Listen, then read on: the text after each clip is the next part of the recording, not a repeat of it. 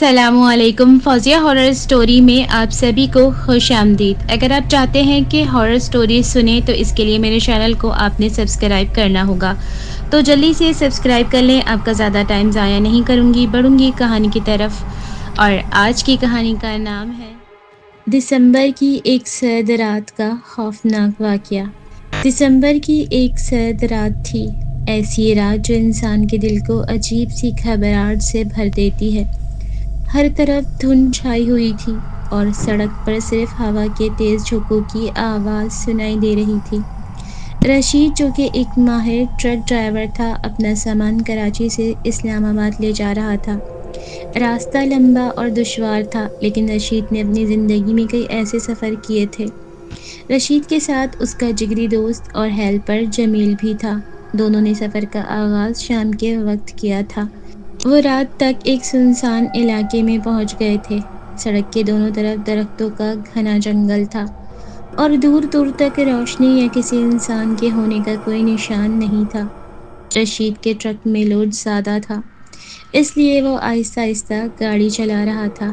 رات کے 12 بج رہے تھے اور موسم ہر گزرتے لمحے کے ساتھ زیادہ سرد ہوتا جا رہا تھا۔ اچانک رشید نے سامنے کی سڑک پر ایک عورت کو کھڑے دیکھا۔ وہ سفید کپڑوں میں ملبوس تھی اور سڑک کے بیچوں بیچ کھڑی تھی۔ رشید نے فوراً بریک لگائی اور ٹرک روک دیا۔ یہ عورت یہاں اس وقت کیا کر رہی ہے؟ رشید نے جمیل سے حیرانی سے پوچھا۔ اللہ جانے بھائی، یہ علاقہ سنسان ہے، یہاں کوئی نہیں آتا، جمیل نے جواب دیا۔ رشید نے ہارن بجایا، لیکن عورت نے کوئی حرکت نہیں کی۔ رشید نے ٹرک کا دروازہ کھولا اور باہر نکلا۔ بی بی، آپ یہاں اس وقت کیا کر رہی ہیں؟ رشید نے آواز دی۔ عورت نے آہستہ آہستہ اپنا سر اٹھایا اور رشید کی سانس تھم گئی۔ اس کا چہرہ غیر انسانی حد تک زرد تھا، آنکھیں خالی اور بال بکھرے ہوئے تھے۔ رشید خوف سے پیچھے ہٹ گیا، لیکن اس عورت نے ایک قدم اور آگے بڑھایا اور بھاری آواز میں کہا، مجھے گھر جانا ہے، کیا تم میری مدد کرو گے؟ رشید نے ہمت جمع کرتے ہوئے جواب دیا، بی بی، اس وقت کی جگہ محفوظ نہیں ہے، آپ کہاں جانا چاہتی ہیں؟ عورت نے ہاتھ سے جنگل کی طرف اشارہ کیا اور کہا، میرا گھر اس طرف ہے، مجھے وہاں چھوڑ دو۔ رشید نے جمیل کی طرف دیکھا، جو پہلے ہی خوف سے کانپ رہا تھا۔ بھائی، یہ معاملہ ٹھیک نہیں لگ رہا، ہمیں یہاں سے نکل جانا چاہیے، جمیل نے سرگوشی کی۔ رشید نے ہاں میں سر ہلایا اور جلدی سے ٹرک میں واپس آ گیا۔ اس نے ٹرک کا انجن اسٹارٹ کیا، لیکن جیسے ہی وہ آگے بڑھنے لگا، عورت اچانک ٹرک کے سامنے آ گئی۔ اس کے چہرے پر ایک خوفناک مسکراہٹ تھی اور وہ رشید کو خالی نظروں سے گھور رہی تھی۔ رشید بھائی، یہ کیا ہو رہا ہے؟ جمیل کی آواز کانپ رہی تھی۔ رشید نے فوراً ریورس گیئر لگایا اور ٹرک کو پیچھے کی طرف موڑنے کی کوشش کی، لیکن ٹرک کا انجن بند ہو گیا۔ اس سے پہلے کہ وہ دوبارہ انجن اسٹارٹ کرتا، عورت ٹرک کے بونٹ پر چڑھ گئی۔ اس کی آنکھوں سے خون بہہ رہا تھا اور وہ زور زور سے ہنسنے لگی۔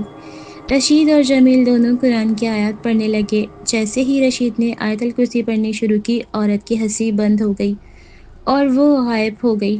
ٹرک کا انجن خود بخود دوبارہ سٹارٹ ہو گیا۔ رشید نے فوراً ٹرک کو تیزی سے آگے بڑھایا۔ رات کا دوسرا پہر تھا۔ رشید اور جمیل اب تک شدید خوف میں تھے، لیکن وہ مسلسل دعا پڑھتے جا رہے تھے۔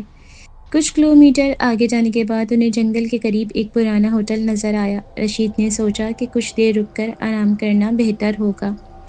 ہوٹل چھوٹا سا تھا اور باہر کوئی خاص رونق نہیں تھی۔ رشید اور جمیل اندر داخل ہوئے تو ایک بوڑھا شخص انہیں دیکھ کر مسکرایا۔ رات کے اس وقت یہاں کیسے آئے؟ بوڑھے نے پوچھا۔ رشید نے مختصر طور پر اپنا واقعہ سنایا۔ بوڑھا گہری سانس لیتے ہوئے بولا، تم خوش قسمت ہو کہ بچ گئے، اس علاقے میں ایسی چیزیں عام ہیں۔ وہ عورت ایک بدرو ہے جو سالوں پہلے ایک حادثے میں مر گئی تھی اور تب سے یہاں بھٹک رہی ہے۔ یہ سن کر رشید اور جمیل کے رونگٹے کھڑے ہو گئے۔ بوڑھے نے انہیں کچھ کھانے کو دیا اور دعا کرنے کا مشورہ دیا۔ رشید نے بوڑھے کا شکریہ ادا کیا اور باقی سفر کے لیے دعا مانگی۔ ہوٹل سے نکلنے کے بعد رشید اور جمیل کو ایسا محسوس ہو رہا تھا کہ اب راستہ محفوظ ہوگا، لیکن یہ ان کی خام خیالی تھی۔ جیسے ہی وہ جنگل کے آخری حصے میں پہنچے، ٹرک اچانک جھٹکے لینے لگا۔ रशीद ने ट्रक रोका और नीचे उतरकर इंजन का मुआयना करने लगा। जब वो इंजन के पास झुका हुआ था तो उसे अपने पीछे किसी के कदमों की आवाज़ सुनाई दी। रशीद ने मुड़कर देखा तो वहाँ वही औरत खड़ी थी। उसके हाथ में एक खून आलूद चाकू था और वो धीरे धीरे रशीद की तरफ बढ़ रही थी।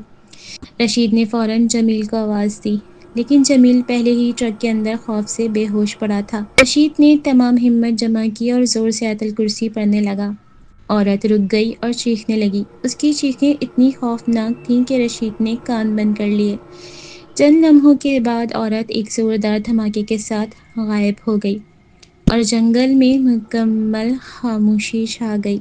रशीद ने फौरन जमील को होश में लाने की कोशिश की और ट्रक को तेजी से जंगल से बाहर निकाला।